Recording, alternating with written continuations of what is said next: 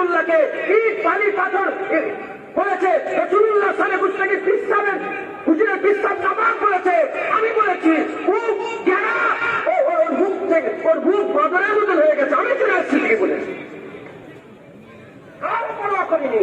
আমার নাম চলে আসছে দিকে। আমি বলেছি যারাই কিয়ামত পর্যন্ত রাসূলের বিরোধিতা করবে তারা যারা সন্তান ছাড়া মানুষ হতে পারে না।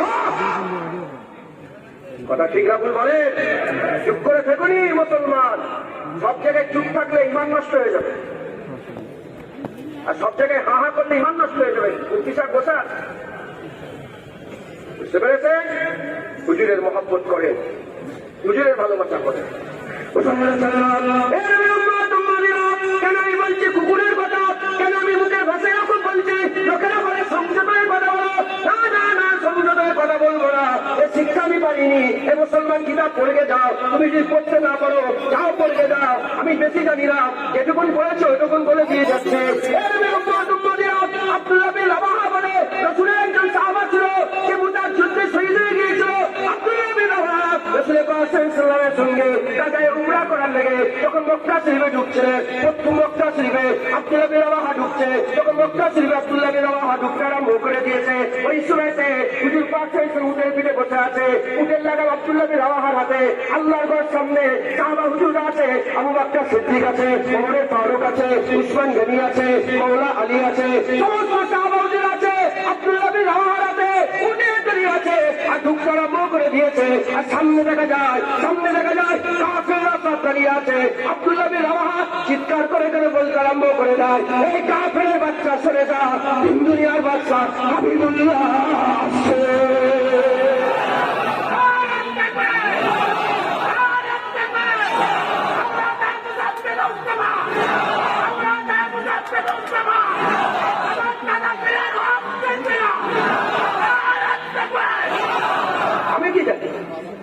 আমি কি জানি? আব্দুল্লাহ বিন রাওয়াহার মুখ থেকে শুনেছি। আব্দুল্লাহ বিন রাওয়াহা বলে, এই কাফেরের বাচ্চা সর, রাসূল এসেছে, আজকে গর্দান মুড়িয়ে কেটে নেওয়া হবে। বন্ধু বন্ধুকে চেনে না। যখন এরকম কথাটা বলবে না, পাশে ওমর ফারুক হুজুর দাঁড়িয়েছিল। হ্যাঁ, যদি ওই পর্যন্ত হাদিস শেষ হয়ে যেত, আজকেকারের ওয়াহাবি লানতীরা বলতো কি যে রাসূলুল্লাহ উটের পিঠে বসেছিল, ওই জন্য বুঝতে পারেন, না হলে মানা করে দিত। যাতে কিয়ামত পর্যন্ত এই কথাই মোহর লাগে যে রাসূলের বিরুদ্ধে কথা যারা বলবে তাদের বিরুদ্ধে আস্তে আস্তে হালকা কথা নয়, হালকা কথা নয়, কিয়ামত পর্যন্ত যাতে মোহর লাগে। এজন্য ওমর ফারুক বললেন, হে আব্দুল্লাহ বিন রাওয়াহা, মুখ সামলে কথা বল। সামনে আল্লাহর ঘর কাবা আর পেছনে উটের পিঠে রাসূলুল্লাহ, মুখ সামলে কথা বল। যখনই এই কথা ওমর ফারুক বলেছে, আমার রাসূলুল্লাহ বলে, ওমর চুপ, ওমর চুপ, তুই জানিস না আব্দুল্লাহ বিন রাওয়াহার কথা কাফেরদের করে তলোয়ারের থেকে বেশি আঘাত করছে। ওদের দিনে তলোয়ারের থেকে বেশি আব্দুল্লাহ বিন রাওয়াহার কথা আঘাত করছে। কি শিক্ষা পেলে? যারা মুস্তাফার দুশ্মনী করে, হুজুরের সাথে যারা গুস্তাখি করে, তাদের করে এমন এমন কথা বলতে হবে। যারা রাত্রেবেলায় শুয়ে শুয়ে কাঁদে, যারা যে রাত্রেবেলায় শুয়ে শুয়ে কাঁদে, তাদের দিল থেকে যেন খুন বেরোয়, তাদের কাপ চোখ থেকে যেন পানি বেরিয়ে যায়, তাদের কলিজা যেন ফেটে যায়। শোনো, আমার কিছু ব্যাপার নয়, আমি রাসূলুল্লাহর গোলাম, আমি হুজুরের দরবারের কুত্তা। যে রাসূলের বিরুদ্ধে কথা বলবে আমি কেউ করবই করবো। যে হুজুরের বিরুদ্ধে কথা বলবে আমি কারো পরোয়া করি না, কারো পরোয়া করি না। শয়তানের থেকে বড় আলেম কেউ ছিল না। শয়তান আল্লাহকে অনেক রিসার্চ করেছিল, তার শেষ কাফে হয়েছে। তুমি কি রিসার্চ করছো? তোমার শেষটা খারাপ হয়ে যায়। আমি দোয়া করি আল্লাহ তোমাকে হিদায়াত করুক, রাসূলের দিকে চলে আসো, হুজুরের কাছে এসো, আল্লাহর কাছে মাফ চাও। আল্লাহ ভুল করে ফেলেছি, ভুল করে ফেলেছি। হুজুর পাক নূর, আমি হুজুরকে ভুল করে ফেলেছি, আসো ফিরে এসো আল্লাহর কাছে। আমার আল্লাহ বড় দয়াময়, আল্লাহ মাফ করে দেবে। মৌলানা সাহেব বসা আছে, কথা বলে কেটে ঠিক না।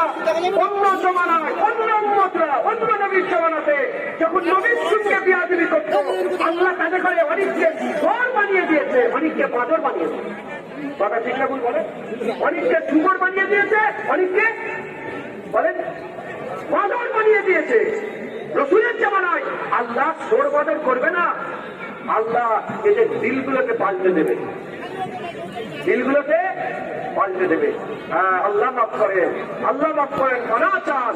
আমি তো দোয়া চাই আল্লাহ আমার দুশ্মনগুলোকেও জান্নাত দেন, যারা আমাকে জানে মেরে দিতে চাই আল্লাহ তাদের করে জান্নাত দেন, কিন্তু মুসলমানের বিরুদ্ধে যারা কথা বলবে তাদের সঙ্গে আমাদের কোনো আপস নেই, আল্লাহ তাদের জাহান্নাম দেন, আল্লাহ তাদের জাহান্নাম দেন। কারণ আমাদের সম্পর্ক, আমাদের ইজ্জত সব রাসূলুল্লাহর নামে একবার জোরে বলবেন। আপনি নামাজ পড়ে পড়ে কপাল কালো করলে, নামাজ পড়ে পড়ে কপাল কালো করলে, আর ধীরে ধীরে রাসূলুল্লাহর মহব্বতে দাগ না লাগাতে পারলে কপাল করে কি, কপাল কালো করে কিলাম। তুমি কাবা শরীফে যাচ্ছ, মদিনা শরীফে যাচ্ছ, হুজুরের মহব্বত যদি দিনে না থাকে মক্কা মদিনায় গিয়ে খিলাম। হুজুরের মহব্বত পয়দা করে, শুনে রেখে দাও, ছেড়ে রেখে দাও। আল্লাহ নিজে নবীর জিকির করে, আল্লাহ নবীর জিকির করে, আল্লাহ নবীর তারিফ করে, আল্লাহ নবীর ইজ্জত বাড়ায়, আল্লাহ নবীর সম্মান বাড়ায়, আল্লাহ নবীর রুতবা বাড়ায়। কালেমা পড়ো নবীর নাম, আজানে নবীর নাম, আজানে নবীর নাম, একামত নবীর নাম, নামাজে নবীর নাম, কুরআনে নবীর নাম, জান্নাতের গেটে নবীর নাম, খুতবাতে নবীর নাম, আলেমের নবীর মুখে নবীর নাম, আশিকের জুবানে নবীর নাম। কোথায় পালাচ্ছ? আল্লাহ নিজে তো, আল্লাহ নিজে তো ইন্নাল্লাহা ওয়া মালাইকাতুহু ইউসাল্লুনা আলান নবী বলেছে, আল্লাহ নিজে তো বলেছে রাব্বানা লাকা যিকরা, আল্লাহ এই দুটো জিকির করে জানিয়ে দিয়েছে।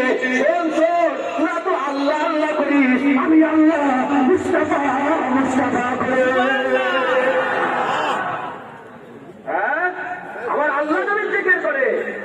কি মনে করেছো এই আসমান দেখতে পেয়েছো? নবীর লেখা আল্লাহ তৈরি করে। যে জমিনের উপর বসে আছো, এই জমিনের প্রতিটা কোনা অন্য কারোর জন্য নয়, আমার আল্লাহ নবীর জন্য তৈরি করেছে।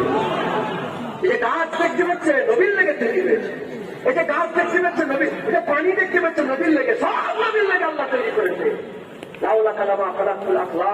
যে নবীকে আল্লাহ তৈরি না করলে কাউকে তৈরি করতেন না, সৃষ্টি না করলে কোন জিনিসের সৃষ্টি হতো না।